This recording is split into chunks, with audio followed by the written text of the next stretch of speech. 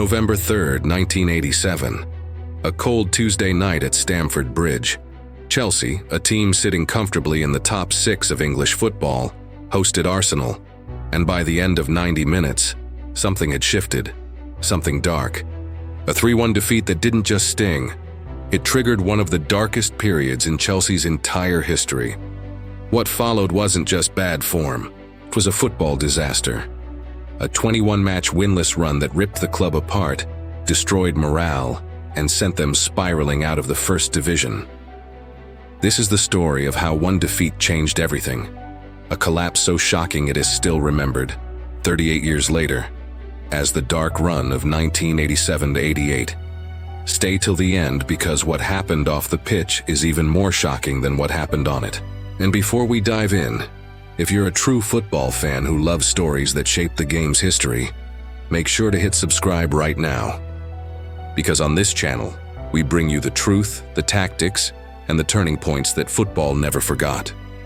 To understand the collapse, we have to go back to how well Chelsea started that season. Under manager John Hollins, the Blues were sitting comfortably in the top 6 of the First Division by early November 1987. They were strong, confident, and playing bold football, with players like Kerry Dixon, Pat Nevin, and Mickey Hazard pulling the strings. In fact, Chelsea had beaten teams like Watford and West Ham with flair, and fans genuinely believed the club could push for Europe. But under the surface, cracks were forming. The boardroom was tense, the dressing room divided, and the financial situation fragile. So when that 3-1 defeat against Arsenal happened on November 3rd, it wasn't just another loss. It was the spark that ignited a 5-month storm. Now I want to ask you, have you ever seen a team collapse so dramatically after just one match? Tell me in the comments, which team do you think had the worst run in football history? After the Arsenal loss, Chelsea simply couldn't recover. The team stopped believing. The goals dried up. And by Christmas, they hadn't won a single league match in over a month. The once confident Hollins found himself under siege. From fans, the board, and even his own players. Training sessions lacked intensity. Morale was rock bottom. And worse, the club was leaking goals at an alarming rate. In January 1988, the situation became unbearable. The Blues went 21 league matches without a single win, a streak so long it became infamous. Even the loyal Chelsea supporters at the shed end started to lose hope. Between November and April, Chelsea lost to almost everyone. Arsenal, Everton, Liverpool, Luton, you name it. They conceded soft goals, made tactical blunders, and played with fear. By February, Hollins was gone, sacked, replaced by Bobby Campbell, the man tasked with an impossible mission: save Chelsea from themselves. The damage was done. The team's confidence was shattered. The dressing room broken. And yet, after months of pain, on April 9th, 1988, something finally changed. At Stamford Bridge against Derby County, the nightmare finally ended. Chelsea won 1-0, thanks to a goal from Mickey Hazard. The crowd erupted, not in celebration of glory, but in relief. The players hugged. The fans cheered through tears.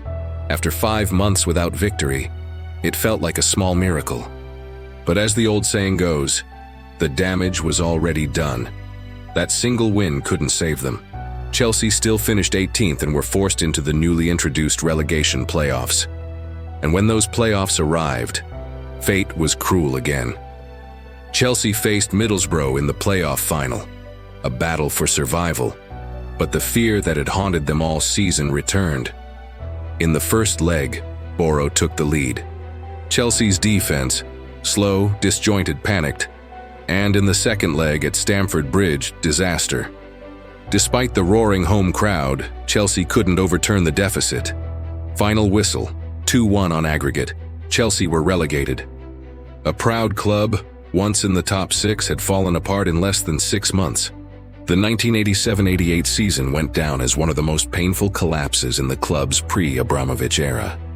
For fans who lived through it, it wasn't just a football story, it was heartbreak. So what caused the collapse? Tactically, Chelsea were lost. Their defensive line played too high with slow center backs. The midfield lacked creativity when Hazard was injured. And psychologically, the team was drained. Many insiders later revealed that the club's structure was falling apart even before the results did. There was no clear leadership, and financial uncertainty meant players were demotivated. John Hollins, a Chelsea legend as a player, simply couldn't handle the modern pressure of management. And when the results started slipping, he had no tactical answer. It's fascinating, isn't it? A single defeat can turn into a domino effect that destroys a season. And that's what happened here. One game, one spark, one collapse. Do you think modern clubs like Manchester United or Spurs could ever face a run like that again? Comment below. I'm really curious what you think. Looking back now, 38 years later, the dark run feels like a different world. But it shaped the Chelsea we know today. Because from that pain came lessons. The club rebuilt. New ownership, new mentality, new standards.